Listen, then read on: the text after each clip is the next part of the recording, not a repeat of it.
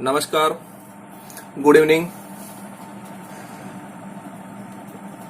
एक समय में, एक वक्त में जन्म लेने वाले व्यक्तियों की कुंडली या उनका भाग्य अलग अलग होता है। ये हर व्यक्ति के दिमाग में एक प्रश्न आता है कि हमने एक ही समय, एक ही वक्त पर जन्म लिया है, लेकिन हमारा भाग्य अलग अलग क्यों है। इसी पर एक कहानी है। एक बार एक राजा था। राजा एक बार बैठ करके अपनी कुंडली देख रहा था, तो उसने अपनी कुंडली में देखा कि उसकी कुंडली में राजयोग था। तो उसके दिमाग में आया कि मेरे जिस समय में जन्म हुआ है मेरा, उस समय पर कितने ही लोगों का और जन्म हुआ होगा उसी घड़ी में, उसी पल, उसी समय में। तो मेरी कुंडली में राजयोग लिखा हुआ क्यों आया और दूसरे की कुंडली के अंदर ऐसी स्थिति क्यों नहीं आई। तो वहां जो हमारे महल में पंडित जी थे, उन्हें बुलाया गया, राजमंत्री को बुलाया गया।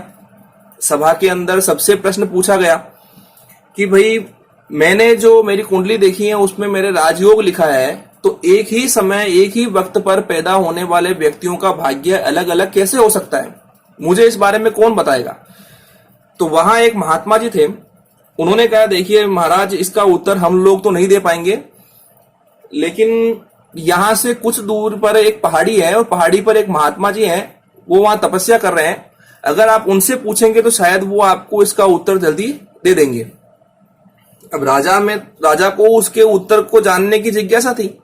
राजा के मन में आया कि मुझे कुछ भी करके उत्तर जानना है, तो मुझे जाना पड़ेगा। राजा ने घोड़ा लिया और वहां से चले गए।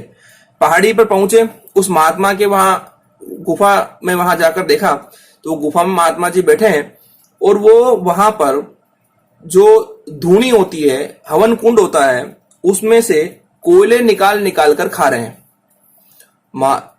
राजा को ये चीज देख करके बहुत ही अचंभा हुआ कि ये महात्मा जी क्या कर रहे हैं।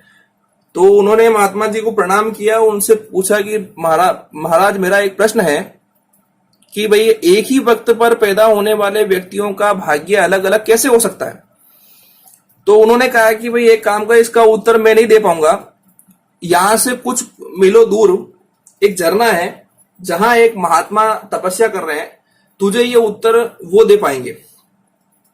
वहां पहुंचे तो झरने के वहां देखा तो एक महाराज तपस्या कर रहे हैं, लेकिन उन्होंने एक चीज बहुत देखी, वो अचंभित हो गए कि वो महाराज अपने ही शरीर का मांस नोच नोच कर खा रहे हैं। ये देख करके वो राजा और डर गया, भयभीत हो गया, ये महाराज ये क्या कर रहे हैं। उसके बाद में वो महाराज के पास पहुंचे। उन्होंने जैसे ही प्रश्न रखा कि भाई, एक ही समय पर पैदा होने वाले बच्चों का भविष्य अलग अलग क्यों होता है, तो उसने कहा कि राजन, कि इसका उत्तर मैं नहीं दे पाऊंगा, लेकिन यहां से 10 मील दूर एक बच्चा है जिसकी मृत्यु होने ही वाली है, बस वो तेरा ही इंतजार कर रहा है। एक बार तू जा, उससे मिल, तेरा प्रश्न रख, वो तुझे सारी तेरा जितनी समस्या है उसका समाधान कर देगा। महाराज को तो उत्तर जानना था। मन में तो उत्कंठा थी कि भाई, कैसे भी करके उत्तर जानना है। महाराज घोड़े बैठे और निकल गए और उस गांव में पहुंचे जहां उस बच्चे के लिए कहा था। बच्चे के पास पहुंचे और बच्चे से पूछा कि भाई, वो महात्मा जी ने मुझे, दोनों महात्मा ने मिला और इन्होंने कहा कि भाई, इसका उत्तर आप दे सकते हैं, तो आप बताओ मुझे कि भाई, इसमें वही एक ही समय पर पैदा होने वाले बच्चों का भविष्य अलग अलग कैसे होता है, या उनका भाग्य अलग अलग कैसे होता है। तो उस बच्चे ने कहा कि हे राजन,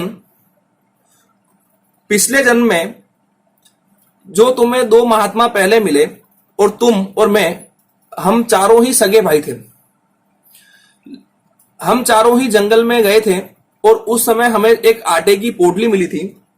हमने वहां रोटियां बनाई और सबके एक एक रोटी ही हमारे पाती में आई।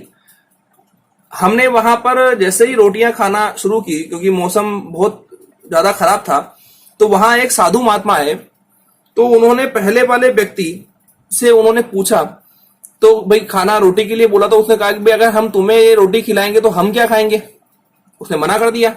तो वहां पहले वाले ने वहां मना कर दिया। जो तुम्हें पहले वहां महात्मा मिले जो कोयला खा रहे थे, वो उन्होंने ये मना कर दिया कि भाई, मैं तो तुम्हें खाना नहीं दूंगा। तो वो आज इस जन्म में जन्म लिया है उन्होंने, तो वो आज अपने जीवन में वहां धूनी से कोयला निकाल कर खा रहे हैं। दूसरे व्यक्ति ने कहा कि अगर मैं तुम्हें रोटी दे दूंगा तो क्या मैं अपने शरीर का मांस खाऊंगा?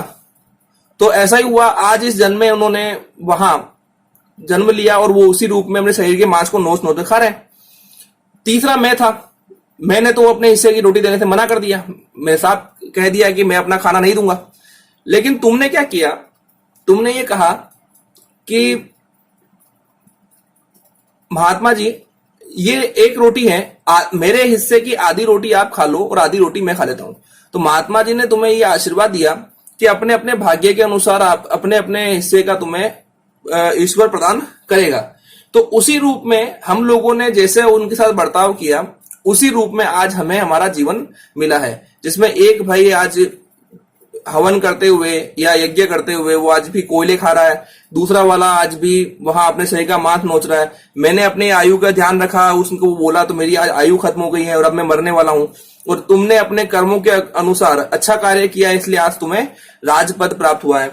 तो इसका मतलब ये है कि हम हमारे जीवन में जो भी कार्य करते हैं वो कार्य ही हमारे भाग्य का निर्माता रूप बनते हैं। अगर हम सोचते हैं कि जब एक गलत पासवर्ड से मोबाइल नहीं खुलता है, हम मोबाइल के लॉक को नहीं खोल सकते हैं, तो गलत कार्य से हम हमारे भाग्य को कैसे खोल सकते हैं, भाग्य को जागृत कैसे कर सकते हैं? तो आप लोग ये मानकर चलें कि हम अपने जीवन में लोगों को जो कुछ भी देते हैं वो वापस हमें लौट कर मिलता है। कैसे मिलेगा, कितना मिलेगा, ये सब ईश्वर के ऊपर निर्भर करता है। लेकिन ये मानकर चलें, अगर आप अच्छा करेंगे तो आपके साथ अच्छा होगा, अगर आप बुरा करेंगे तो आपके साथ बुरा होगा। बस यही कहता हूं कि आप जिस लक्ष्य के प्रति केंद्र बिंदु मानकर तैयारी कर रहे हैं, करते रहें, जीवन में सफलता प्राप्त करें। लेकिन किसी का भी लक्ष्य प्राप्त करने में किसी का भी अहित ना करें, किसी का भी बुरा ना करें। अगर कभी आपको ऐसा मौका मिल भी रहा है कि आप किसी का अहित करके करोड़ों लाखों रुपए कमा सकते हैं, तो आप ये मान लें कि अहित करने पर आप उस वक्त तो लाखों करोड़ों रुपए कमा लेंगे, लेकिन हो सकता है एक समय बाद, एक समय आने पर वो परिस्थिति आपके सामने हो जाए, वो जो आपने धोखा किसी के साथ किया है वो धोखा आपके साथ हो जाए। इसलिए ऐसा कोई कार्य ना करें जिससे आपके भाग्य को, आपके परिवार को, आपको खुद को हानि पहुंचे। इसी के साथ बहुत बहुत धन्यवाद। शुभ रात्रि।